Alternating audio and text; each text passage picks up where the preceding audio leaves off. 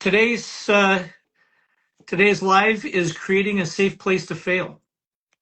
This is something I talk a lot about in my book, something I talk about in every instructor course I teach and every instructional design course I teach.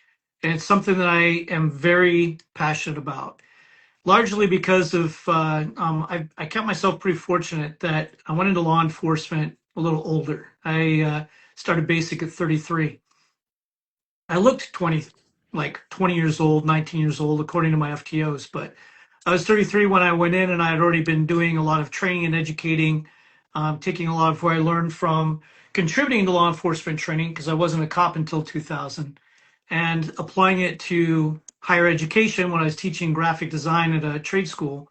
And then when I went into law enforcement and saw how my basic was done, I was really stunned that my basic training would have been a masterclass in what not to do as far as law enforcement training is concerned.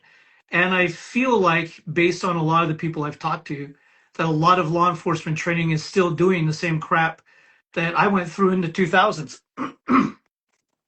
So I think we have a really good conversation ahead of us.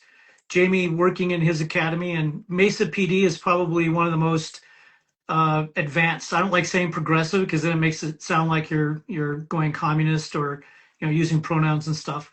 But one of the most advanced basics I've heard of.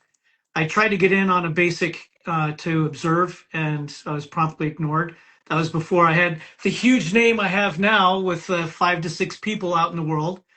But then we have Bill, who started working in an academy and has been trying to implement a lot of these things that we've talked about with some varying degrees of success.